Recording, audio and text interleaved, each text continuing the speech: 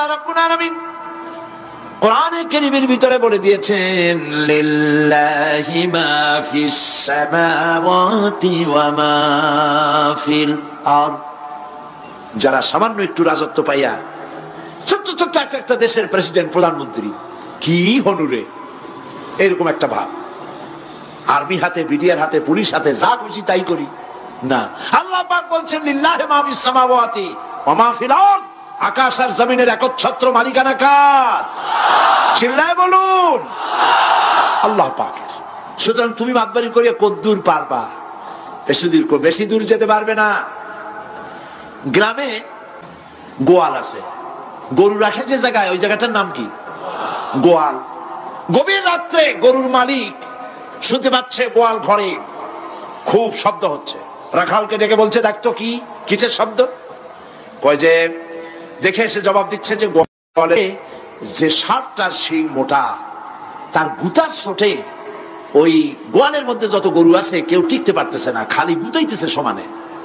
মালিক কয় যে দীর্ঘদিন থেকে দেখতেছি এটার গুতার চোটে সমস্ত গরুগুলি অস্থির হয়ে যাচ্ছে, যা একটা মোটা দড়ি দিয়া, খাট্ট একটা দড়ি দিয়ে খুঁটির সাথে জড়াইয়ে বাঁধতে রাখ গলাটারে। মোটা একটা দড়ি দিয়া গলার সাথে খুঁটির সাথে যদি বাঁধতে দেয়, এরপরে খালি ফোঁস করতে পারবে, গুতাইতে আর পারবে না। ঠিক অনুরূপ ভাবে কোন জনপদ থেকে, কোন দেশ থেকে যখন দেশের মানুষেরা, যখন দেশের নিরস্ত্র মানুষেরা, গরিব মানুষেরা যখন আল্লাহর দরবারে গভীর রাত্রে ফরিয়াদ তোলে, আল্লাহ জুলুমে অত্যাচারে জর্জরিত হয়ে গেলাম, মার খেতে খেতে শেষ হয়ে গেলাম, অত্যাচারে অত্যাচারিত হচ্ছি, চিৎকার মারতে থাকে, আল্লাহ পাক তখন তার নজর দিয়ে দেখেন। আল্লাহ তো দেখতেই থাকেন সব সময়ের জন্য। আল্লাহ পাক কার কারণে এগুলি হচ্ছে, আল্লাহ পাক টের পান। শিং কারো কারো মোটা হয়েছে, আজরাইলকে পাঠায় দেন, যাও খাটো দড়ি দিয়ে বাঁধতে থো। খাটো দড়ি কোনটা বুঝছেন? 3 হাত। 3 হাত কবর কোনটা? খাটো দড়ি দিয়ে বাঁধতে থো। সুতরাং কত বড় বড় রাজা বাদশা ক্ষমতা এলো, মানুষের উপরে জুলুম করলো, আল্লাহ পাক তার ইন্তেকাম নিয়েছেন। সেই আল্লাহ এখন আর নাই, নাউজুবিল্লাহ। সে আল্লাহ আছেন কিনা? পূর্ণ শক্তিতে বহাল কিনা? হুয়াল হাইয়ুল কাইয়্যুম। এমন অবস্থা নয় যে বাংলাদেশে কি হচ্ছে আর আল্লাহ টের পাচ্ছেন না। কি বলেন? আল্লাহ রাব্বুল আলামিন বলেন, লা তাখুযুহু সিনাতুন ওয়ালা নাওম। ঘুম নাই, তন্দ্রা নাই। কার? ঘুমানো না, তন্দ্রাও যান না। তন্দ্রা কারে কয়? জি, ঝিমটি, জিমানি, যাই বলেন আপনারা বুঝে নিয়ে। ওই যে বসে বসে এরকম করে, আল্লাহ ওরকমও করেন না। ঘুমো নাই, তন্দ্রা। হযরত মুসা আলাইহিস সালাম বলছিলেন যে আল্লাহ তুমি নাকি ঘুমাও না। মুসা আলাইহিস সালাম তো খুব আদরের নবী, আল্লাহ পাকের খুব আদরের নবী, দারুণ আদর। আল্লাহ পাক বলছেন, মুসা আমি তোমারে আমার জন্য বানাইছি। সুবহানাল্লাহ। কোরআন শরীফ আছে, আল্লাহ পাক বলছেন, মুসা আমি তোমারে আমার জন্য বানাইছি। তোমাকে যখন তোমার মা দরিয়ায় ভাসায় দিয়েছিল, আমি তোমার বাক্সর দিকে তাকাইছিলাম। সুবহানাল্লাহ। আল্লাহ যদি বলেন আমি তাকাইছিলাম, সুবহানাল্লাহ। তোমারে আমার জন্য বানাইছি। সুতরাং হযরত মুসা আলাইহিস সালাম তিনি বলছেন আল্লাহ পাককে খুব আদরের নবী, তো আল্লাহ তুমি নাকি ঘুমাও না? আল্লাহ কয় তুমি বিশ্বাস করো না? হযরত মুসা আলাইহিস সালাম বললেন, আল্লাহ অবশ্যই বিশ্বাস করি, তবে বুঝি না বিষয়টা কি, বুঝি না কেমনে না ঘুমাই পারে, বুঝি না। আল্লাহ আচ্ছা ঠিক আছে, তুমি যখন বিশ্বাস করছো তখন আর অসুবিধা নেই, বিশ্বাস না করলে মুসিবত ছিল। পয়গম্বর মানুষ, তাকে তো বলতেই হবে বিশ্বাস করি, তবে বুঝি না। আল্লাহ কয় ঠিক আছে, বিশ্বাস যখন করো আমি বুঝাই দেবো। নিয়ে আসো এক গ্লাস পানি। 1 গ্লাস পানি নিয়ে আসলেন, দাঁড়ায় থাকো। মুসা আলাইহিস সালামকে আল্লাহ বললেন পানি নিয়ে দাঁড়ায় থাকো, আর ঘুমের আল্লাহ করলেন মুসারে ধর। মুসা আলাইহিস সালামের ঘুম এসে গেল। ঘুমের আমেজে হাতটা শিথিল হয়ে গ্লাসটা পড়ে ভেঙে চুরমার হয়ে গেল। হযরত মুসা আলাইহিস সালাম ভয় পেয়ে গেলেন। আল্লাহ পাক শুনায় দিলেন, ভয়ের কোনো কারণ নাই, একটা পরীক্ষার জন্যই দিলাম, তোমার বোঝার জন্যই দিলাম। তুমি যেমন 1 গ্লাস পানি নিয়ে, একটা গ্লাস নিয়ে 1 মুহূর্ত দাঁড়াতে পারলে না, ঘুম আসলো আর হাত থেকে পড়ে গ্লাসটা ভেঙে গেল। মুসারে তুমি বুঝে নাও, তুমি জেনে রাখো, তাম সৃষ্টি জগৎ তোমার আল্লাহ, আল্লাহ রব্বুল আলামিনের হাতের মুঠার মধ্যে রয়েছে। আল্লাহ রাব্বুল আলামিন যদি ঘুমায় যান, এই পৃথিবীর আকাশ এবং জমিনের সব ট্রাফিক কন্ট্রোল আল্লাহ পাক নিজেই করেন। যদি তিনি ঘুমায় যান, সব শেষ হয়ে যায়। বাংলাদেশে কি হচ্ছে, পৃথিবীর কোথায় কি হচ্ছে, তা আল্লাহ দেখছেন না? চিল্লায় বলো, দেখছেন না? সে আল্লাহ রাব্বুল আলামিন তিনি পরিষ্কার করে বলছেন, যারা নাকি মুমিন বান্দা তারা অহংকারী হয় না, ক্ষমতায় থাকুক ক্ষমতায় না থাকুক, কোন অবস্থাতেই অহংকারী হতে পারে না। আল্লাহ পাক শোনায় দিয়েছেন, যারা অহংকার করে তাদেরকে পরিষ্কার করে বলেছেন, ওয়ালা তামশি ফিল আরদি মারহান ইন্নাকা লান তাখরিকাল আরদা ওয়া লান তাবলুগাল জিবালা তুলা ওয়ালা তামশি ফিল আরদি মারহান। খবরদার, আমার জমিনের উপরে অহংকারের পথে বড় হেঁটো না। দেখছেন না কত আছে অহংকার করে হাঁটে, জমিনের উপরে জুতা পায়ে দিয়ে মচ মচ করে হাঁটতে থাকে। ওয়ালা তামশি ফিল আরদি মারহা ইন্নাকা লান তাখরিকাল আরদা। তুমি কি তোমার পদাঘাত দিয়ে আমার জমিনটারে ফাটাই দিতে পারবা? বলেন পারবে? যদি শক্তি থাকে দাও লাথি, তোমার ঠ্যাং ভাঙবে, মাটির কিচ্ছু। ওয়ালান তাখরিকাল আরদা মা, তুমি আমার এই জমিনটাকে ধসাই দিতে পারবে না। আর ওয়ালান তাবলুগাল জিবালা তুলা, আর পাহাড়ের উচ্চতা লাফ দিয়ে তুমি ছাড়াই যেতে পারবে না। আমার জমিনও ফাটাইতে পারবে না লাথি দিয়া, লাফ দিয়া পাহাড়ের উচ্চতাও ছাড়াই দিতে পারবে না। তো এত লাফাও কেন? কম লাফাও, শক্তি কম দেখাও। আল্লাহ রাব্বুল আলামিন আবার বলেন, وعباد الرحمن الذين يمشون على الأرض هونا। আল্লাহর বান্দা যারা, সত্যিকারের বান্দা যারা, তারা দুনিয়ার বুকে বিনয়ের সাথে হাঁটে, মাথা নিচু করে বিনয়ের সাথে হাঁটে। সুবহানাল্লাহ, আলহামদুলিল্লাহ। তুই আল্লাহর প্রতি ঈমানের সবথেকে বড় লাভ হচ্ছে আত্মমর্যাদা সম্পন্ন বানায়। ঈমান তাকে বিনয় এবং বিনম্র বানায়, অহংকারী বানায় না। আর অহংকার করে তুমি যাবা কই? কদ্দুর ক্ষমতা তোমার? আল্লাহ কোরআন শরীফের বহু আয়াত দিয়ে এই কথাগুলি বলেছেন। আর এটা গেল 2। 3 নম্বরে আল্লাহর উপরে ঈমান আনার, আমি কি বলতেছি বলেন তো দেখি, ফায়দা। আল্লাহর উপরে ঈমান আনার 3 নম্বরের ফায়দা হলো, মুমিন ব্যক্তির মধ্যে বীরত্ব এবং নির্ভীক ভাব তার মধ্যে এসে যায়। সে নিজে মুজাহিদ, সে বীর, সে কাপুরুষ নয়। সুবহানাল্লাহ। আল্লাহর উপর ঈমানের কারণে বীরত্ব এবং নির্ভীকতার প্রশিক্ষণ তার মধ্যে তৈরি হয়ে যায়। কারণ মানুষের সবচেয়ে বড় ভয় হলো মউতের। বলেন তো দেখি, বড় ভয় কিসের? বলেন সবাই। আর যারা বললেন না, তাদের মউতের কোনো ভয় নেই। মউতের ভয় আছে কিনা? আছে। কিন্তু ভয় করে যাবেন কই? ভয় তো সেইটারে করা যায় যেটাকে ভয় করে এড়ানো যায়। এখন মৃত্যুকে ভয় করে আপনি কি এড়াইতে পারবেন? পারবেন? আল্লাহ পাক বলছেন, মুমিন নির্ভীক হবে, বীরত্বে পরিপূর্ণ হবে, কাপুরুষ হবে না, মউতের ভয়তে পালায়ে বেড়াবে না। আল্লাহ পাক বলছেন, কুল ইন্নাল মাউতাল্লাযীনা তাফিররুনা মিনহু ফাইন্নাহু মুলাকীকুম। মরণ থেকে পালাও তুমি, মরণ তোমায় লইবে ঘিরি, যদিও সুদূর আকাশ পানে, লুকাও সেথায় লাগিয়ে সিঁড়ি। এ মহারোগের চিকিৎসক নাই, নাই সে ঔষধ জগতে, খুঁজিয়া কাতর হইলে কি হবে, পারিবে না তারে ফিরাতে।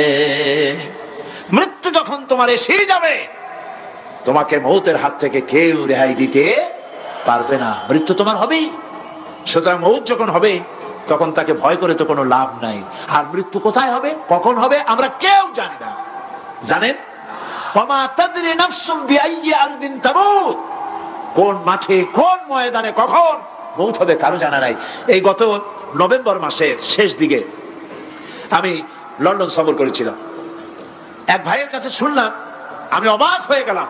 তিনি পত্রিকায় দেখে আমাকে বলেছেন, এক লোক 8 তলা থেকে, 8 তলা বিল্ডিং এর ছাদের উপরে পড়ে গেছে। 8 তলা বিল্ডিং এর ছাদের উপর থেকে পড়িয়া তার কিছু হয় না, হাত পাও ভাঙে নাই, মরেও না, খালি কিছু চামড়া টামড়া ছিঁড়ে গেছে। অ্যাম্বুলেন্স আসছে, অ্যাম্বুলেন্সে তাকে নিয়ে গেছে, হসপিটালে নিয়ে যাবে চামড়াগুলো সেলাই করে দেওয়ার জন্য। অ্যাম্বুলেন্সে উঠাইয়া তাড়াতাড়ি অ্যাম্বুলেন্স আসছে, দরজা যেভাবে লাগাইছে দরজাটা ভালোভাবে লাগে নাই। দেখেন নাই মাইক্রোবাসে বা অ্যাম্বুলেন্সে অনেক সময় দরজা এরকম মারার পরে অনেক সময় লাগে না, যার জন্য ড্রাইভার বলে যে দরজাটা ভালো করে লাগায় নেন, ঠিক না? দরজাটা ভালো করে লাগে নাই। সামনে চলতে গিয়ে এই গাড়িটার ব্রেক কষতে হয়েছে ড্রাইভারের কোনো কারণে। যেই না ব্রেক কষেছে আর অমনি দরজা যেটা লাগছিল না ভালো করে দরজাটা খুলে গেল, আর রুগীটা আটতলা কাছে পড়ছিল, ওইটা ছিল পাশে, সে ছিটকে গিয়ে রাস্তায় পড়লো, আর একটা বাস সামনের থেকে এসে মাটিতে তাকে চ্যাপ্টা করে দিয়ে চলে গেল। শুনিয়া আমার মুখ থেকে বেরিয়ে গেল আল্লাহু আকবার, বলেন আল্লাহু আকবার। কি আল্লাহ পাকের কি প্রচন্ড ক্ষমতা, কি ইচ্ছা তার। মৃত্যুর জন্য সময়ও লাগবে, জায়গাও লাগবে, দুটো জিনিস এক হতে হবে। আল্লাহ যাকে যে মৃত্যু দিবেন, মৃত্যুর জন্য সময় এবং জায়গা দুটোর কম্বিনেশন হতে হবে। আটতলা থেকে পড়বে ঠিক, কিন্তু মরবে না। আজরাইল অপেক্ষা করতেছে রাস্তায়, বাস আসবে যখন। আটতলা থেকে পড়লো, অবিশ্বাস্য ভাবে লোকটা বেঁচে গেল, আর হসপিটালে তার যাওয়া হলো না। গাড়ির দরজা খুললো, রাস্তা দিয়ে পড়লো, আজরাইল দ্রুত তার কাম সেরে চলে গেল।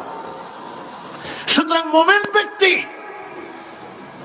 আল্লাহর উপর ঈমান আনার কারণে দুর্জয় মনোবল সৃষ্টি হয়।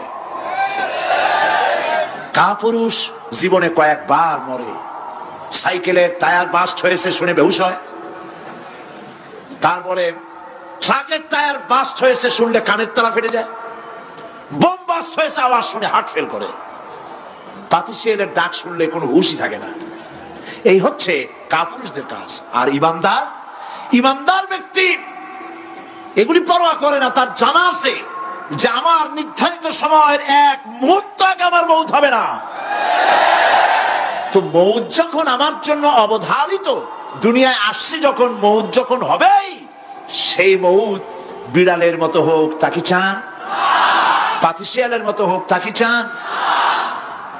আমি তো বলি যে বিড়ালের মতো 500 বছর বেঁচে থাকার কোনো লাভ নাই, সিংহের মতো 5 মিনিট বাঁচুন। মির্জাফরের মতো 50 বছর বেঁচে থাকায় লাভ নাই, খালিদ বিন ওলীদের মতো, সিরাজউদ্দৌলার মতো বেঁচে থাকুন।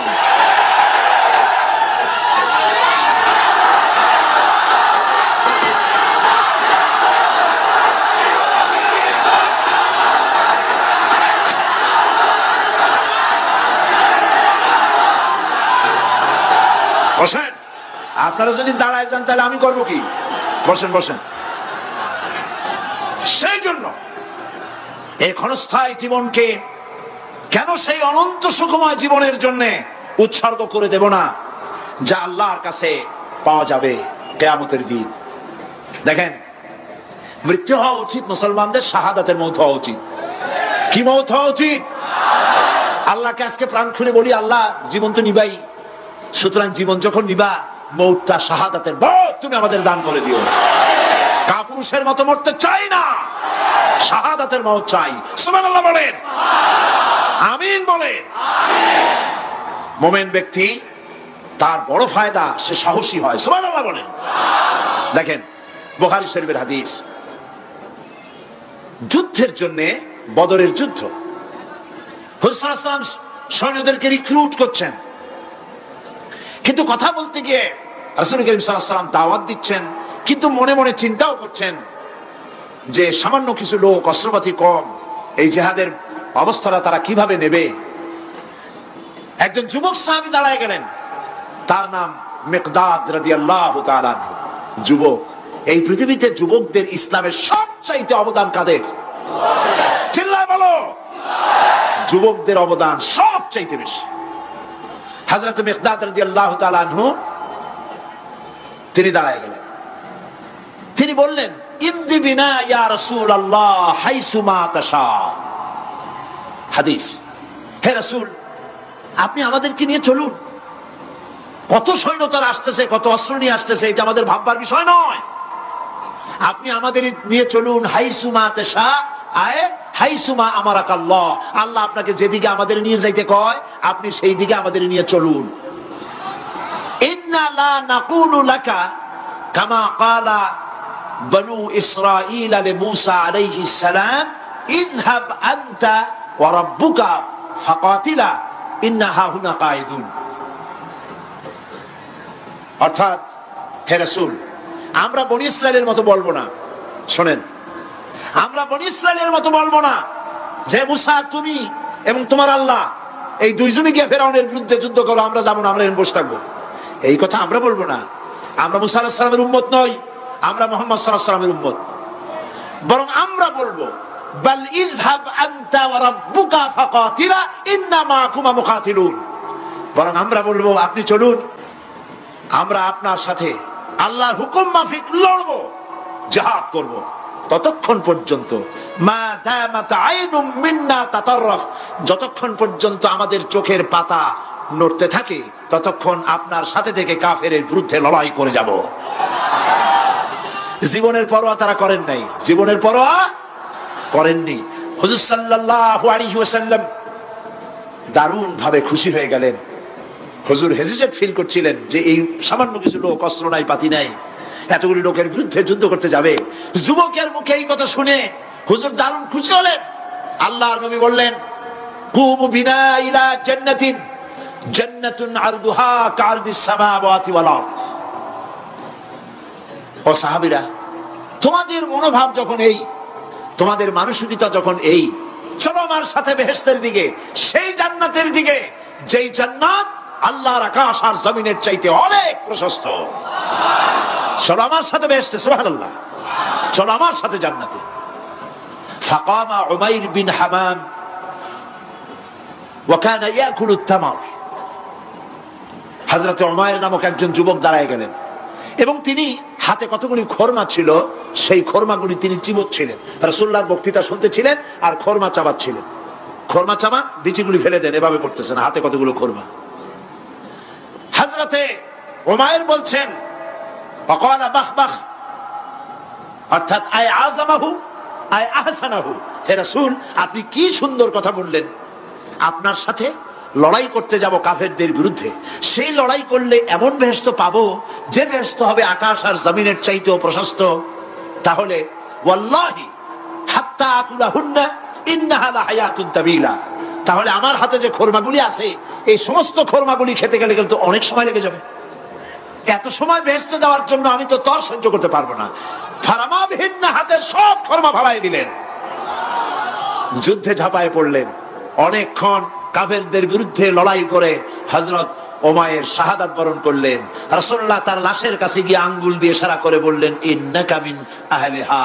উমাইর, তুমি যেই বেহেশতে যাওয়ার জন্য খরমাগুলি খাওয়ার সময় পাচ্ছিলে না, তাড়াতাড়ি করে খরমাগুলি হাত দিয়ে ফেলে দিয়েছিলে, আমি আল্লাহর রাসূল, আমি সাক্ষ্য দিচ্ছি অবশ্যই আল্লাহর সেই জান্নাত তোমার জন্য অবধারিত। মুমিন ব্যক্তি সে কখনো মৃত্যুর ভয়ে উদ্দেশ্য হাসিল থেকে চুপ করে বসে থাকে না। সে ভয় করে কেবলমাত্র কাকে? সে মৃত্যুর ভয়, মৃত্যু হবেই এবং আমার জন্য বিশ্বাস রাখতে হবে। আমার জন্য যদি কোনো বুলেট এর উপরে আমার নাম লেখা থাকে, পৃথিবীর সমস্ত মানুষ আমাকে পাহারা দিয়ে সেই বুলেট থেকে আমাকে রক্ষা করতে পারবে না। আর যদি কোনো বুলেটে আমার নাম লেখা না থাকে, সারা পৃথিবীর সমস্ত মানুষ বৃষ্টির মতো গুলি বর্ষণ করলেও একটি গুলিও আমাকে বিদ্ধ করতে পারবে না। এটার নাম হলো ঈমান। এটার নাম কি? এই ঈমান পেলাম কোথায়? কোথায় পেলাম? কোরআন শরীফে। কোথায় পেয়েছি?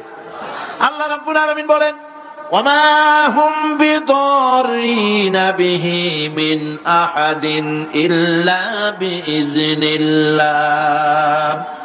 একথা সুস্পষ্ট, আল্লাহর অনুমতি ব্যতিরেকে বান্দার কোনো ক্ষতি সাধন কেউ করতে পারে না। জোরে বলেন সুবহানাল্লাহ। কেউ কারো কোনো ক্ষতি করতে পারবে না। যেটা ক্ষতি যদি কিছু থাকে কিসমতে, ওটা তো মুকদ্দার ছিল, তকদির ছিল, সেটাই হবে, এর বাইরে কিছুই হবে না। সুতরাং মুমিন ব্যক্তি সে সাহসী হবে, সে কখনো চিন্তা করবে না মৃত্যুর ভয়ের। উদ্দেশ্য হাসিলের জন্য হয় শরীরের পতন, না হয় মন্ত্রের সাধন, ডু অর ডাই, সে আল্লাহর জন্য তার জীবন দিতে প্রস্তুত থাকবে। কারণ আল্লাহ রাব্বুল আলামিন বলেছেন, ইন্নাল্লাহা আশতারা মিনাল মুমিনিনা আনফুসাহুম ওয়া আমওয়ালাহুম বিআন্না লাহুমুল জান্নাহ। জান্নাহ। আল্লাহ পাক বলেন, আমি আমার মুমিনের জান আর মালকে আমি খরিদ করে নিয়েছি, বিনিময়ে আমার বান্দাকে আমার জান্নাত দান করে দিয়েছি। জোরে কোন সুবহানাল্লাহ। মুমিনের জান আর মালকে নিয়েছেন, বিনিময় কি দিবেন? জান্নাত দান করে দিবেন। এটা হলো মুমিনদের আল্লাহর প্রতি ঈমান আনার জন্য 3 নম্বরের কোয়ালিটি। 4 নম্বরে আল্লাহর উপর ঈমান আনলে 4 নম্বরের যে ফায়দাটা, সে ফায়দা হচ্ছে আশাবাদ এবং মানসিক প্রশান্তি। আল্লাহর প্রতি একটা নির্ভরতা এবং আশার সৃষ্টি হয়ে যায়, সে কখনো নিরাশ হয় না। কারণ একটা মানুষ পাপ করলো, চুরি করেছে, ডাকাতি করেছে, জেনা করেছে, হত্যা করেছে, শয়তানি করেছে, বদমাশি করেছে, সব করেছে, এখন শয়তান তাকে ওয়াসওয়াসা দিতে পারে। সেই জন্য আল্লাহ রাব্বুল আলামিন বলেছেন, লা তাকনাতু মির রাহমাতিল্লাহ, বান্দারে আমার রহমত থেকে নিরাশ হয়ে যেও না। আল্লাহর রহমত, বান্দা তোমার গুনাহ কতটুকু? তোমার গুনাহ যদি হয় পাহাড় সমান, আমার রহমত আকাশ সমান। তোমার গুনাহ যদি হয়ে যায় আকাশ সমান, তাহলে আমার রহমত তো আমার আরশে আজিমকে ছাড়ায় গেছে। সুবহানাল্লাহ, সুবহানাল্লাহ বলুন। সুতরাং মুমিন বান্দার এই আশা থাকে। গুনাহ মানুষে করেই, গুনাহ করা স্বাভাবিক। আল্লাহ পাক বলেছেন, যে ব্যক্তি গুনাহ করে আর এরপরে আমার কাছে মাফ চায়, আমি তাকে ক্ষমা করে দেই, মাফ করে দিই। সুবহানাল্লাহ।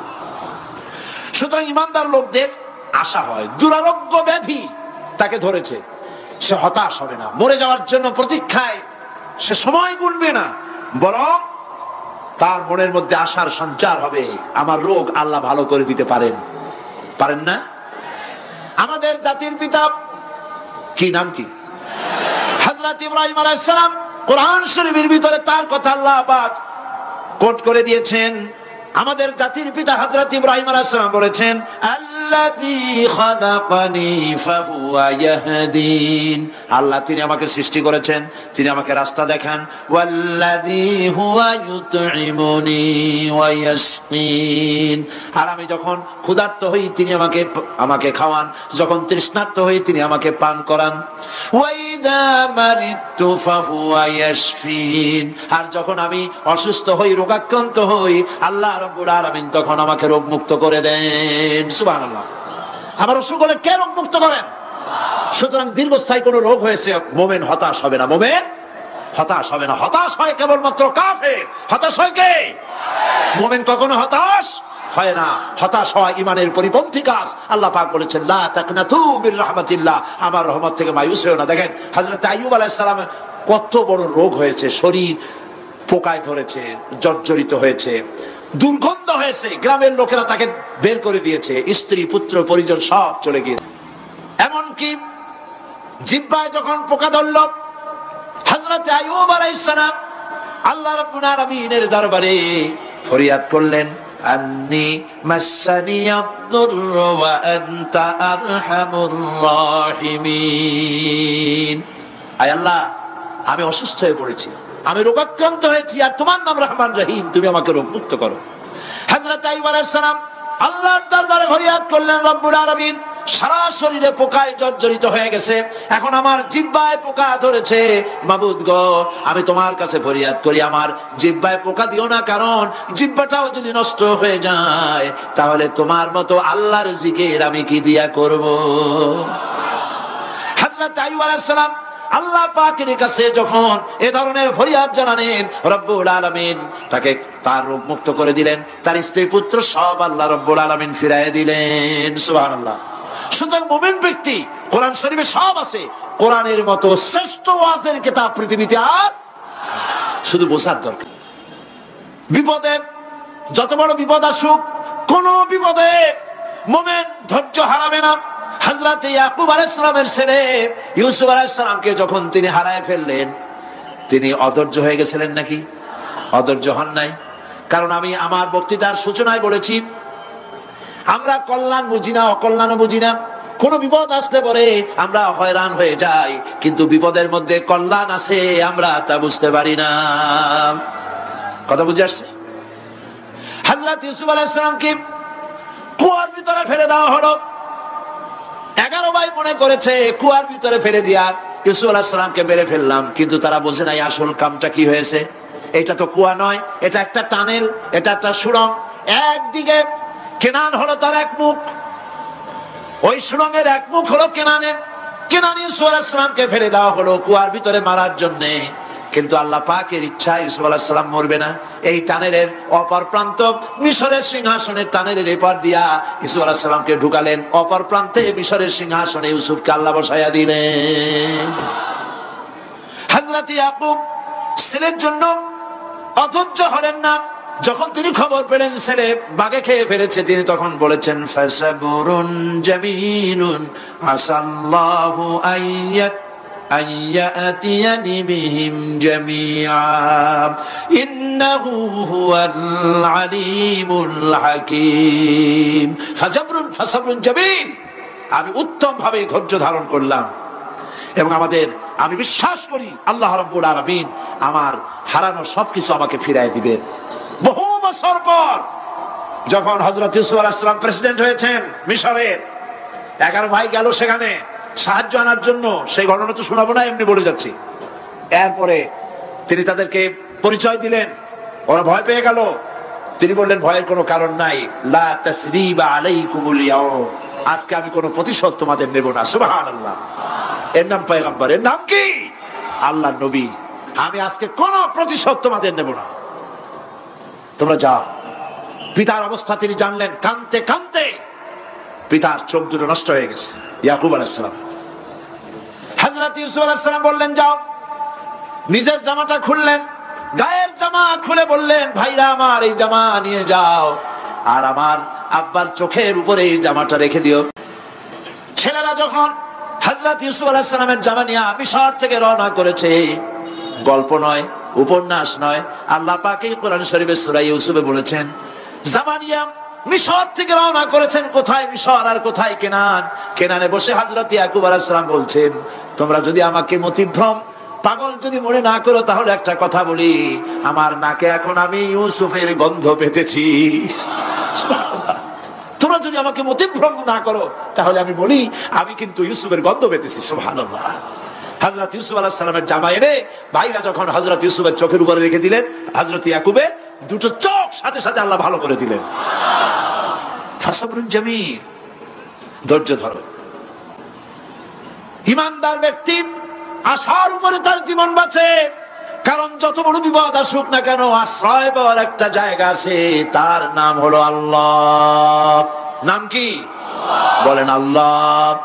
সবাই বলেন আল্লাহ আল্লাহ আল্লাহ আল্লাহ। হযরত ইউনূস আলাইহিস সালাম মাছটাকে গিলে ফেলে দিল, মাছটাকে গিলে মাটির অতল তলদেশে চলে গেছে। এত বড় বিপদ পৃথিবীর কোন মানুষের হতে পারে নাকি? বলেন কি বলেন? মাছের পেটের ভিতরে জানালা নাই, দরজা নাই, বেরোবার কোনো পথ নাই, মাছ গেছে পানির অতল তলদেশ। আল্লাহ পাক কোরআন শরীফের ভিতরে মানুষকে শোনান, আল্লাহ ওয়াজ করছেন। সুবহানাল্লাহ বলেন। আল্লাহ পৃথিবীর মানুষকে ওয়াজ করছেন, দুনিয়ার মানুষকে শোনান। আমার ইউনূস তো ধৈর্য হারা হয় নাই। ওয়াযান্নুন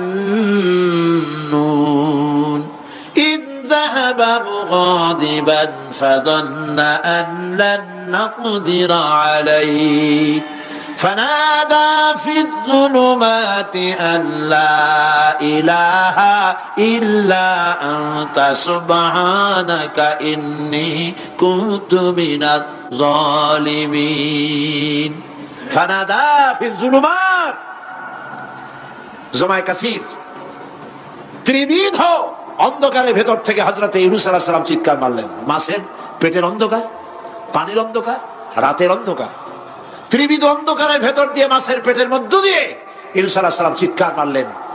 অধৈর্য হন নাই, হার্ট ফেল করেন নাই। তিনি বলছেন, পড়েন আমার সাথে, লা ইলাহা ইল্লা আনতা সুবহানাকা ইন্নী কুনতু মিনাজ জালিমিন। তুমি ছাড়া কোনো ইলাহ নাই, কোনো বস্ত্র নাই, মাবুদ নাই, তোমার পবিত্রতা ঘোষণা করছি, আমি জালিমদের অন্তর্ভুক্ত হয়ে গেছি। ইউনূস আলাইহিস সালাম যখন কাঁদতেছিলেন আল্লাহ রাব্বুল আলামিন সেই কান্না শুনেছিলেন কিনা? বলেন শুনছিলেন কিনা? শুনতে পেয়েছিলেন কিনা? পানির ভিতরে কেউ শুনে নাই, মাছের পেটের ভিতরে ইউনূস আলাইহিস সালাম কিভাবে চিৎকার করছেন, মাছের পেটের ভিতরের আওয়াজ পানির ভিতরে কেউ শুনে নাই, জমিনের কেউ শুনে নাই, অন্তরিক্ষে কেউ শুনে নাই, সাত আকাশের ভিতরে কেউ শুনে নাই, কিন্তু আরশে আজিমের মালিক আল্লাহ রব্বুল আলামিন শুনতে পেয়েছেন।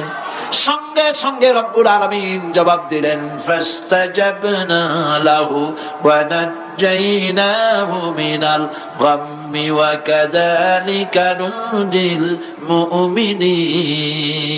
পড়েন, فاستجبنا له ونجيناه من الغم وكذلك ننجي المؤمنين। আমি ইউনূসের ডাকের জবাব দিলাম। কে বলতেছেন? বড় করে বলেন, কে বলছে? আল্লাহ। সুবহানাল্লাহ। আপনারা কি ভয় পাইছেন? ভয় পেয়েছো মুসলমান? আল্লাহ রাব্বুল আলামিন বলেন, আমি আমার ইউনূসের ডাকের জবাব দিলাম। শুধু জবাব দেই নাই, আমি ইউনূসকে তার মাছের পেটের ভিতর থেকে বাঁচাই দিলাম। মাছের পেটের মধ্যে বেদনা শুরু হয়ে গেল, এমন বেদনা হয়েছে মাছ এখন বমি না করে পারে না। কথা বুঝতে পেরেছ? মাছ এখন বমি না করে পারে না, পানির উপরে মাছ ভেসে উঠল। আল্লাহ কোরআন শরীফের ভিতরে বলছেন, মাছ সাতরায়া কিনারায় চলে গেল, ইউনূস আলাইহিস সালামকে বমি করে ফেলে দিল। ইউনূস আলাইহিস সালাম বেঁচে গেলেন। আল্লাহ পাক বলেন, শুধু ইউনূসকে বাঁচাইলাম না, বরং আমি সকলের জন্য আশার বাণী শোনাই, শোনো মুমিনেরা, ওয়া কাযালিকা নুজিল মুমিনিন। মুমিন বান্দা যারা, যত বড় বিপদ আসুক আমারে ডাকো, আমি বিপদ দিয়ে বাঁচাই দেব। সুবহানাল্লাহ। বিপদ থেকে আমি বাঁচাই দেব। আল্লাহ পাক বলেছেন, ফাইন্না মাআল উসরি ইউসরান, ইন্না মাআল উসরি ইউসরা। জেনে রাখো, দুঃখ এবং কষ্টের পরে রয়েছে সুযোগ সুবিধা, আর অসচ্ছলতার সাথে রয়েছে উদার সচ্ছলতা। যত বড় বিপদ আসছে, এই বিপদের পরে আল্লাহ পাক তার গোলামদের উপরে রহমত নাজিল করবেন ইনশাআল্লাহ। সুতরাং ইমানদার লোকেরা, তাদেরকে আল্লাহ পাক বলছেন, কোনো ভয় নাই, কোনো চিন্তা নাই, যত বড় বিপদে পড়ো আমারে ডাকো, আমি ডাকের সাড়া দিয়ে দেব। সবাই আল্লাহরে ডাকেন, সুবহানাল্লাহ ওয়ালহামদুলিল্লাহ লা ইলাহা ইল্লাল্লাহ। জোরে পড়েন, সুবহানাল্লাহ ওয়ালহামদুলিল্লাহ লা ইলাহা ইল্লাল্লাহ, সুবহানাল্লাহ ওয়ালহামদুলিল্লাহ।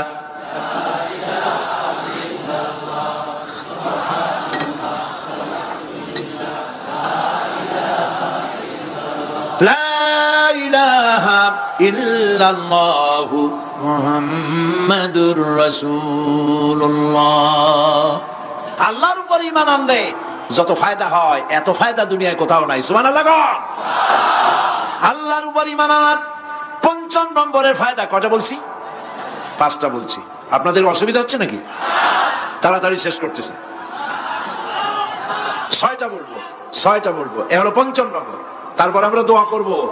দোয়ার দরকার আছে কিনা এই সময়? ৫ম নম্বরে আল্লাহর উপর ঈমান আনলে পরে আরেকটি বড় ফায়দা, সেটা হলো কঠিন এবং কঠোর বিপদে আল্লাহ পাক তার মধ্যে অবিচলতার এবং ধৈর্য ধরার তৌফিক দিয়ে দেন। সুবহানাল্লাহ। যত বড় বিপদ আসুক, সেই বিপদে মুসিবতে আল্লাহ পাক মুমিনদেরকে আল্লাহর উপরে নির্ভরতা শিখায় দেন। সুবহানাল্লাহ। কারণ মুমিনদের জানা আছে যে ইমানদারদের বিপদ নতুন কিছু নয়, একেবারে আদম আলাইহিস সালাম থেকে শুরু হয়ে আসছে। ঠিক কিনা? আদম আলাইহিস সালাম বিপদ হয় নাই? আদম আলাইহিস সালাম বিপদ কি? শয়তান। তার বিপদ কি? শয়তান ছিল বিপদ। প্রত্যেক নবীর সময় মানুষের নবীদের কষ্ট দিছে, তাই নাই? বিশ্বকবি ইকবাল বলেছেন, সতীজা কা রহা হ্যায় अज़ल से ता इमरोज, सतीजा का रहा है अज़ल से ता इमरोज, चरागे मुस्तफावी से शरारे बुलहबीस। আবহমান কাল থেকে শুরু করে মুহাম্মদ সাল্লাল্লাহু আলাইহি ওয়াসাল্লামের চিরাগকে, নূরকে, ঈমানকে, ইসলামকে নিভায় দেওয়ার জন্য আবু জাহেলের গোষ্ঠীরা চিরকাল চেষ্টা করেছে। সব চেষ্টা কর্পূরের মতো উড়ে গেছে, মুহাম্মদ সাল্লাল্লাহু আলাইহি ওয়াসাল্লামের চারাক টিম টিম করে জ্বলতে রয়েছে। আল্লাহ পাক বলছেন ইউরিদুনা লিইউতফিউ নূরাল্লাহি বিআফওয়াহিহিম ওয়াল্লাহু মুতিম্মু নূরিহি ওয়ালাউ কারিহাল কাফিরুন। ওরা চায় মুখের ফু দিয়া, কারা? কাফেরেরা, ইসলাম সহ্য করতে পারে না যারা, ওরা চায় মুখের ফু দিয়া আমার আলোটাকে নির্বাপিত করে দেবে। আল্লাহ পাক বলেন ওয়াল্লাহু মুতিম্মু নূরি, আমি আমার নূরকে পূর্ণতা দান করব, তাতে কাফির বেঈমানদের মনের ভিতরে যত জ্বালা হোক, যন্ত্রণা হোক, ওদের কলজা যত পুরুক, ইসলাম তার বিজয় পতাকা নিয়ে উঠবে, কেউ ঠেকাতে পারবে না। আল্লাহ রাব্বুল আলামিন, আল্লাহ পাক বলছেন ওয়াকাযালিকা জাআলনা লিকুল্লি নাবিয়্যিন আদুওয়াম মিনাল মুজরিমিন, আর এমনি করে আমি সকল নবীর শত্রু বানিয়েছি সব পাপিষ্ঠ অপরাধপ্রবণ লোকদের। শুনছেন কথা? শোনেন নাই? আল্লাহ পাক বলছেন দুনিয়ার সব নবীদের, তাদের জন্য আমি শত্রু বানাইছি কাদেরকে? যারা সব থেকে বেশি পাপিষ্ঠ অপরাধপ্রবণ, এরা হচ্ছে নবীর দুশমন। এরা সব নবীদের সাথে দুশমনি করেছে। আজও দেশের আলেমদের সাথে দুশমনি করে সবচাইতে বড় পাপিষ্ঠরা। এটা কোরআন। এটা কি কোরআন? চলে বলেন এটা কি? আল্লাহ রাব্বুল আলামিন বলছেন ওয়াকাযালিকা জাআলনা লিকুল্লি নাবিয়্যিন আদুওয়াম মিনাল মুজরিমিন, সব পাপীরা, পাপিষ্ঠরা আমার দ্বীনের দাওয়াত যারা দেয় তাদেরকে জীবনের দুশমন মনে করে। কেন? শোনেন, আমি কার ওয়াজ শোনাচ্ছি? কার ওয়াজ শোনাচ্ছি? আমার আল্লাহর ওয়াজ। অপরাধটা কি? নবীদের বিরুদ্ধে, নবীর ওয়ারিস ওয়ারাসাতুল আম্বিয়া কারা, তো তাদের বিরুদ্ধে তাদের অপরাধটা কি? তাদের অপরাধ সম্পর্কে আল্লাহ নিজে বলেন وَمَا نَقَمُوا مِنْهُمْ إِلَّا أَنْ يُؤْمِنُوا بِاللَّهِ الْعَزِيزِ الْحَمِيدِ।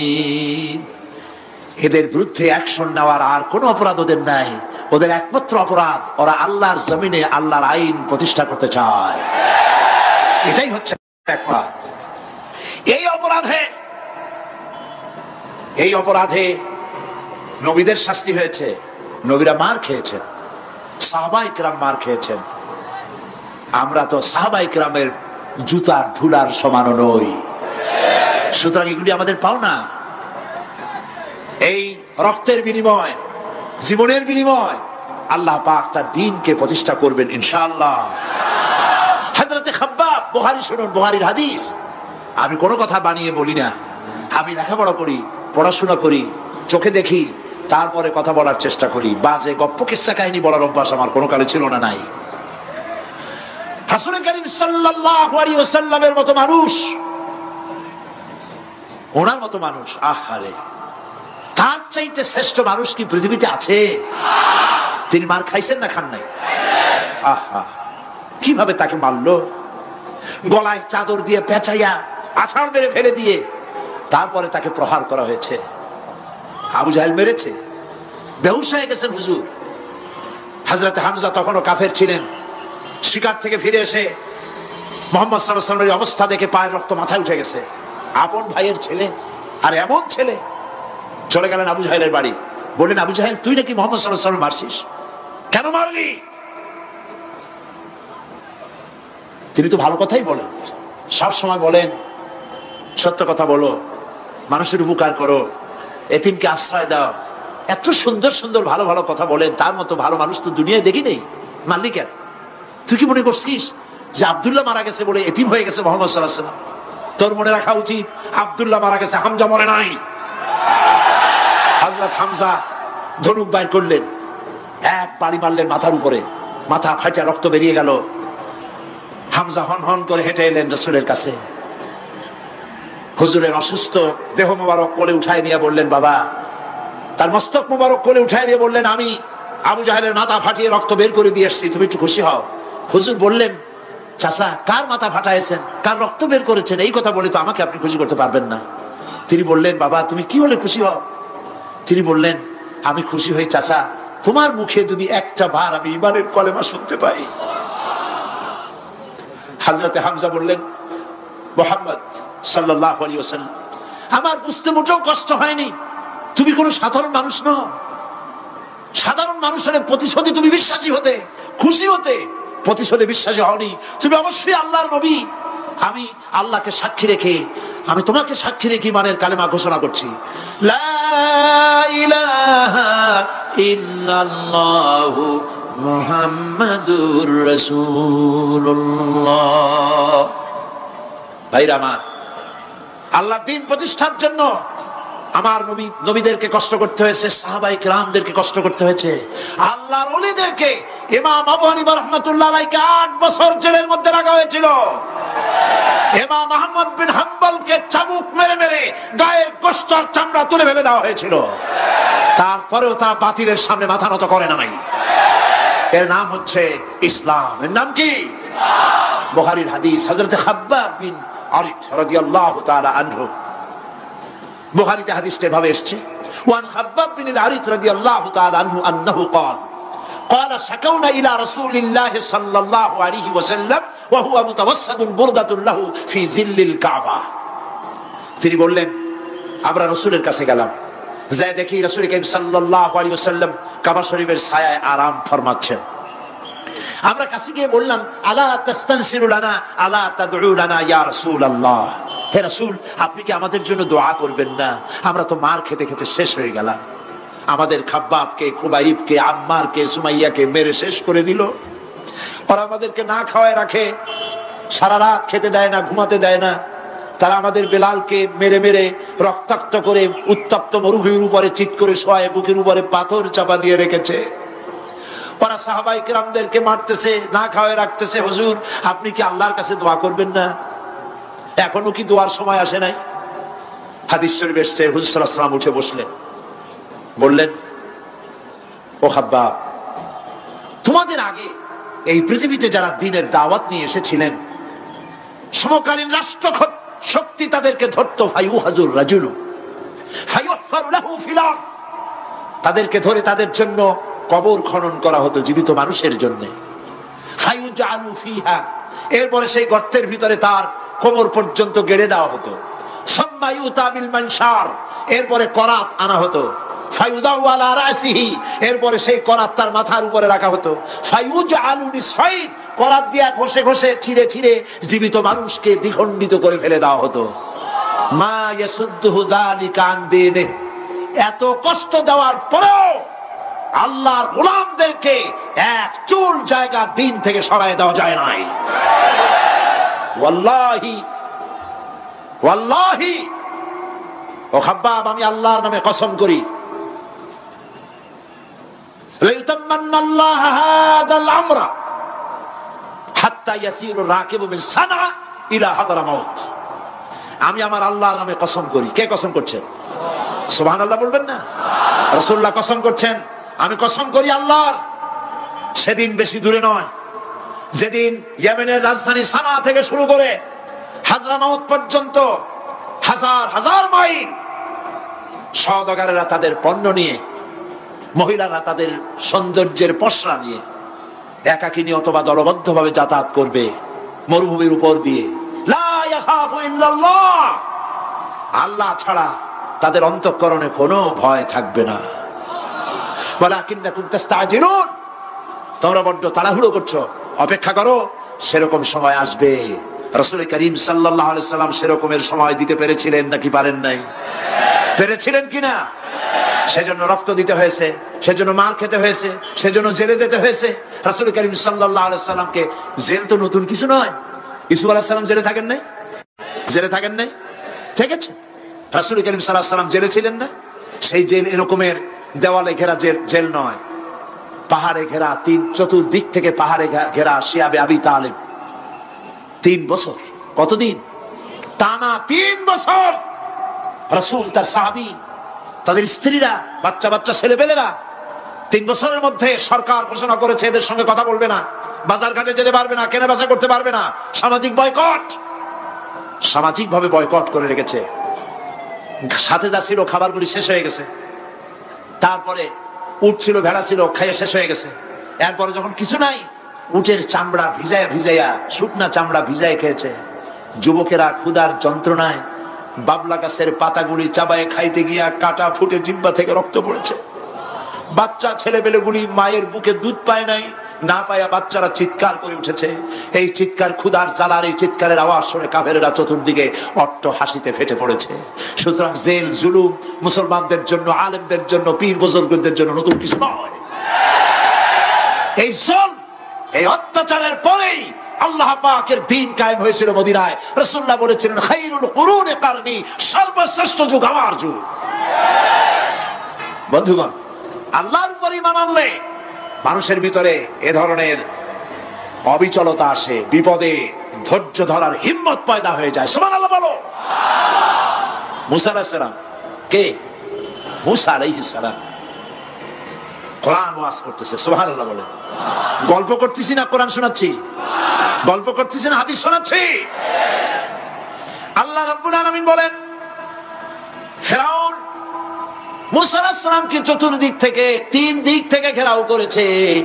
একদিকে দরিয়া, 3 দিকে ফিরআউনের সৈন্যরা। কোরআন শরীফে ঘটনা এভাবে তুলতেছে, ফালাম্মা তারাআল জামআন ক্বালা আসহাবু মূসা ইন্না লামুদরাকুন।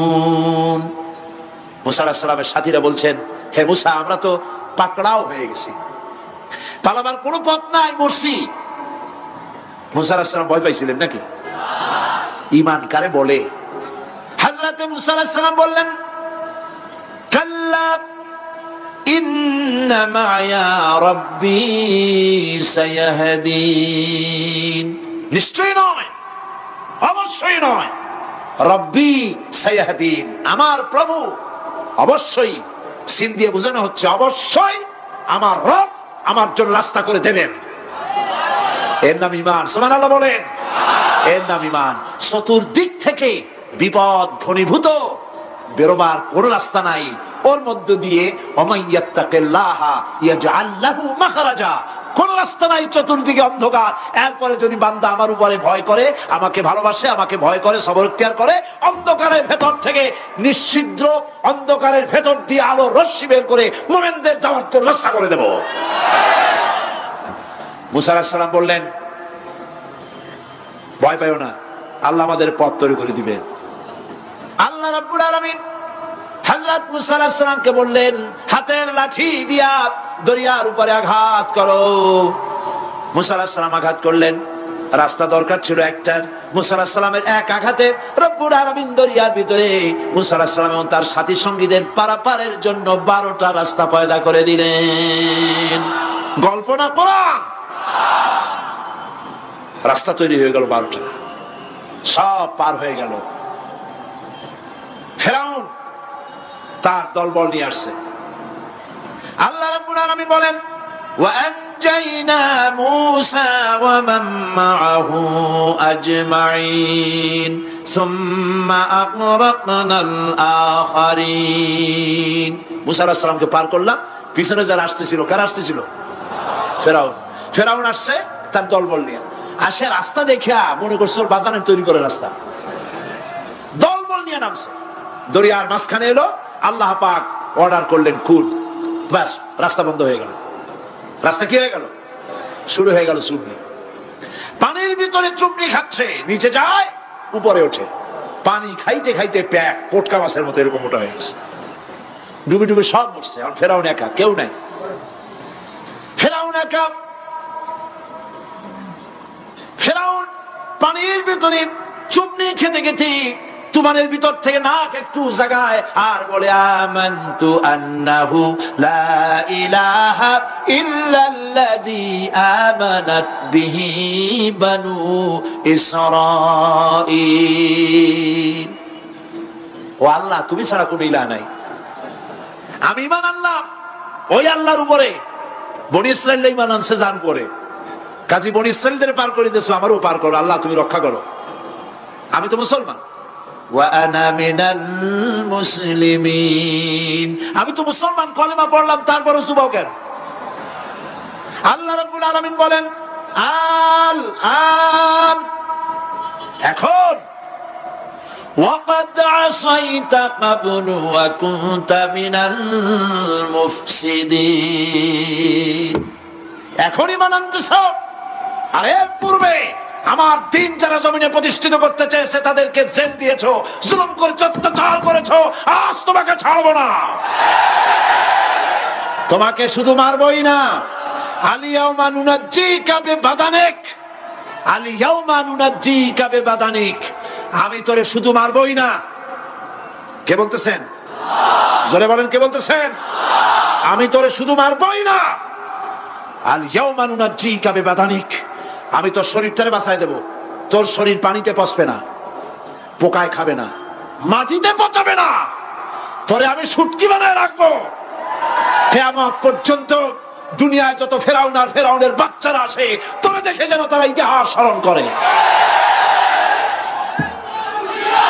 আল্লাহ রাব্বুল আলামিন কোরআনে কারীমের মধ্যে পরিষ্কার করে মানুষদেরকে বুঝায় দিয়েছেন, আল্লাহর উপর ঈমান আনলে পরে তার হিম্মত বেড়ে যায়, মনের বল বেড়ে যায়। সুবহানাল্লাহ। হযরত রাসূল করিম সাল্লাল্লাহু আলাইহি ওয়াসাল্লাম কাফের বেঈমানেরা চতুর্দিক থেকে বাড়ি ঘেরাও করে রেখেছে, পালাবার কোনো পথ নাই। ঘুমেছিলেন তিনি, জিবরাইল এসে বলেন, ইয়া রাসূলুল্লাহ, ঘুমের থেকে জাগুন, আল্লাহ আপনাকে সালাম বলেছেন আর আপনাকে হিজরত করার জন্য মদিনায় আল্লাহর অর্ডার করেছেন। বাড়ির চতুর্দিকে কাফেররা তরবারি নিয়ে দাঁড়ানো। নবীজি ঘুমের থেকে জেগে হযরত আলীকে ডেকে বলেন, আলী রে, আমার বিছানায় আমার চাদর মুড়ি দিয়া ঘুমায় থাকো, আল্লাহ আমাকে অর্ডার করেছেন, আমি মদিনায় চললাম। হযরত আলী হুজুরের দিকে তাকায় বলেন, ইয়া রাসূলুল্লাহ, আপনার বিছানায় আপনার চাদর মুড়ি দিয়ে আমি ঘুমায় থাকবো, সকালবেলায় কাফের বেঈমানেরা এই ঘরের মধ্যে প্রবেশ করে আপনার কম্বলের নিচে আমারে দেখে তারা মোহাম্মদ মনে করে আমারই তারা কেটে কেটে টুকরা টুকরা করে দেবে। আমার কোনো আপত্তি নাই, কোনো ভয় নাই, কোনো চিন্তা নাই, কোনো দুঃখ নাই, বরং আমার মনের মধ্যে এটাই তৃপ্তি হবে যে আমি আলীর জীবনের বিনিময়ে আল্লাহ নবী দুনিয়ায় বেঁচে থাকছেন। নবীজি ঘরের থেকে বেরোলেন, চতুর্দিকে দেখেন কাফের বেঈমানেরা দাঁড়ানো, শত শত কাফের, হাতে তরবারি। হুজুর সাল্লাল্লাহু আলাইহি ওয়াসাল্লাম এক মুষ্টি বালু হাতে নিলেন, এক মুঠো বালু হাতে নিয়ে ফু দিয়া বালুগুলো ছেড়ে দিলেন। ঘরের চতুর্দিকে যত কাফের ছিল সবগুলির চোখের মধ্যে বালি ঢুকে গেছে। চোখের মধ্যে যদি বালি ঢোকে তাহলে কি মজা লাগে না? দুই হাত দিয়া সমানে ঘষা শুরু করছে কাফেরেরা, দুই চোখ আঙ্গুল দিয়া ঘষাঘষি করছে। এই ফাঁক দিয়া নবীজি বেরিয়ে গেলেন, একটা কাফেরও দেখে নাই নবী কোথায় গেলে। আল্লাহ পাক পরবর্তী সময়ে নবীজিকে শোনায় দিলেন, ওয়ামা রামাইতা ইয রামাইতা ওয়ালাকিন্নাল্লাহ রামা। নবী, আপনি নিক্ষেপ করেন নাই যখন আপনি নিক্ষেপ করছিলেন, আপনি তো শুধু ধুলাগুলো ধরে এমনি ছাড়ছেন। ঘরের চতুর্দিকে সমস্ত কাফেরদের চোখে বালি পৌঁছে দেওয়ার দায়িত্ব আমার কুদরত গ্রহণ করেছিল। নবীজি হযরত আবু বকরের বাড়িতে এলেন, দরজায় দাঁড়িয়ে নক করেছেন, ভেতর থেকে আওয়াজ এলো। হুজুর বললেন, ইয়া আবু বকর। হযরত আবু বকর পিছন থেকে দরজার মধ্য থেকে ঘরের মধ্য থেকে জবাব দিলেন, লাব্বাইকা ওয়া সাদাইকা ইয়া রাসূলুল্লাহ। হুজুর প্রশ্ন করলেন, আবু বকর, গভীর রাত্রে জিবরাইল আমারে ঘুম থেকে জাগাইলো, তোমারে জাগাইলো কে? এক ডাকে উঠলা কেমনে? হযরত আবু বকর বলেন, ইয়া রাসূলুল্লাহ, আপনি আমারে নিয়ে হিজরত করবেন বলেছিলেন, আমি চিন্তা করেছি না জানি কত রাত্রে নবীজি আসেন, আর আমার দরজায় দাঁড়ায়া নবীজি আমারে ডাকবেন, আমি থাকবো শুইয়া, বেয়াদবি হয়ে যাবে। এই জন্য বিছানায় না ঘুমায়া আপনার পবিত্র জবানের ডাক শোনার জন্য এত রাত ধরে এই দরজার সঙ্গে দাঁড়াইয়া দাঁড়াইয়া ঘুমাইতেছিলাম। নবীজি হযরত আবু বকর রাদিয়াল্লাহু তাআলা আনহুকে সঙ্গে করে নিয়া মদিনার পথ পরিহার করে মেসফালার মধ্য দিয়ে যারা হজে গেছেন দেখে আসছেন, মেসফালা জাবালে কেদোয়া, মেসফালার উপর দিয়া জাবালে কেদোয়ার উপর দিয়া আরো একটা পাহাড় পাড়ি দিয়া জাবালে সুরে চড়ে গেলেন। সন্ধ্যা হয়ে গেল, ফজর হয়ে কি বলে ফজরের রক্ত হয়ে গেল। হযরত আবু বকর বলেন, ইয়া রাসূলুল্লাহ, পালাবার উপায় নাই, ধরা পড়ে যাব, তাড়াতাড়ি চলেন গুহার মধ্যে ঢুকি। তবে পাহাড়ে গুহা, সাপ থাকতে পারে, বিচ্ছু থাকতে পারে, আমি আগে ঢুকি, কোনো বিপদ হয় আমার উপরে হয়ে যাক, আল্লাহর নবী সুস্থ থাকুক। হযরত আবু বকর কি মহব্বত, নিজের জীবনের চাইতে রাসূলের মহব্বত বেশি, সুবহানাল্লাহ। এই জন্য নবীজি বলেছেন, ও আমার সাহাবীরা, तमाम পৃথিবীর সমস্ত মুমিনের ঈমান যদি এক পাল্লায় রাখা হয়, আর একা আবু বকরের ঈমানটা যদি আরেক পাল্লায় রাখা হয়, তোমরা দেখতে পাবে तमाम পৃথিবীর মুমিনের ঈমানের তুলনায় একা আবু বকরের ঈমানের পাল্লাটা ভারী হয়ে গেছে।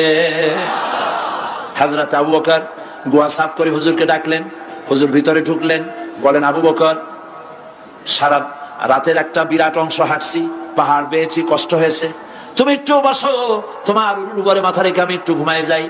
হুজুর ঘুমায় গেলেন। হযরত আবু বকর লক্ষ্য করলেন গুহার গায়ে অনেকগুলি ছিদ্র, এই ছিদ্র দিয়ে বড় বড় সাপ বেরোতে পারে, বিচ্ছু বেরোতে পারে, পাহাড়ে কি বেরোয়, ভয় পেলেন তিনি জামা ছিঁড়ে ছিঁড়ে, চাদর ছিঁড়ে ছিঁড়ে গর্তগুলি বন্ধ করতে লাগলেন। কয়েকটা গর্ত বন্ধ করে গেল না, কাপড় শেষ। এবার তিনি নিজের পা দিয়া গর্ত বন্ধ করে বসে আছেন। বিষধর এক সাপ বহু চেষ্টা করেছে বেরোবার, কোন পথ না পেয়ে ছিদ্র পথে বেরিয়ে এসে হযরত আবু বকরের পায়ের উপরে দংশন করেছে। হযরত আবু বকর বিষের যন্ত্রণায় চোখ দিয়ে পানি পড়ছে, চোখের পানি দেখে রাসূলুল্লাহ ঘুম ভেঙে গেল। ঘুম ভেঙে হুজুর দেখেন হযরত আবু বকরের চোখে পানি। হযরত রাসূল জিজ্ঞেস করেন, আবু বকর কাঁদো কেন? বাড়ির কথা মনে পড়লো নাকি? বউ বাচ্চার কথা মনে পড়লো নাকি? কাঁদো কেন? হযরত আবু বকর বলেন, ইয়া রাসূলুল্লাহ, যেই দিন কালেমা পড়ে ঈমান এনেছি, সেদিন থেকে আমার জীবন, আমার স্ত্রী পুত্র পরিজনের চাইতে, আমার জীবনের চাইতে আপনাকে বেশি ভালোবাসি। হুজুর বলেন, কাঁদো কেন? হযরত আবু বকর সাপের দংশনের কথা বললেন, যন্ত্রণায় কাঁদতেছি। হুজুর মুখ থেকে একটুখানি থুতু মোবারক বার করে দংশিত জায়গায় লাগাই দিলেন, যন্ত্রণা বন্ধ হয়ে গেল। হযরত রাসূল বলেন, আবু বকর, যখনই দংশন করেছিল আমার উঠাও নাই কেন? তোমারটা তো কষ্ট করা লাগতো না। হযরত আবু বকর বলেন, ইয়া রাসূলুল্লাহ, সাপের বিষের দংশনের যন্ত্রণায় কষ্ট করেছি, আমার কলিজাটা যদি জ্বলে পুড়ে জর্জরিত হয়ে যেত, রাসূলুল্লাহ আরাম ফরমাচ্ছিলেন, আমি সেই আরামে বিঘ্ন ঘটাতে পারতাম না। ইত্তাবসারে কাফির বেঈমানেরা খুঁজতে খুঁজতে, বুখারী শরীফের হাদিসে এসেছে, ওই গুহার কাছে এসে গেছে। এখন কেউ বলে একজন বলে এরই মধ্যে আছে, আর একজন বলে নাই। একজন বলে যদি থাকতো তাহলে উপরে মাকড়াসার চাল কেমনে, কবুতরের ডিম পাড়িয়ে সেখানে বসে আছে কেমনে? একজন বলে আছে, আর একজন বলে নাই। হযরত আবু বকর বলেন, হুজুর ভয় পেয়ে গেছি, আমরা তো ধরা পড়ে যাব। হযরত আবু বকর রীতিমতো ভয়তে কেঁদে ফেলে দিলেন। আল্লাহর নবী হযরত আবু বকরকে এই বিরাট বিপদের মধ্যে, এমন গুহা, বসলে পরে মাথা দেখা যায়, শুয়ে হাঁটু উঁচু করলে হাঁটু দেখা যায়, স্বল্প পরিসর, অগভীর ছোট্ট গুহা, আমরা ধরা পড়ে গেছি, উপায় নাই। আল্লাহর নবী হযরত আবু বকরকে কি বলে সান্ত্বনা দিয়েছিলেন, কোরআন শরীফে আল্লাহ পাক তা উঠায় দিয়েছেন। ইযহুমা ফিল গার ইয ইয়াকুলু লিসাহিবিহি লা তাহজান ইন্নাল্লাহা মা'ানা। ও আমার সাথী, ভয় পেও না, আমরা মাইনরিটি নই, আমরাই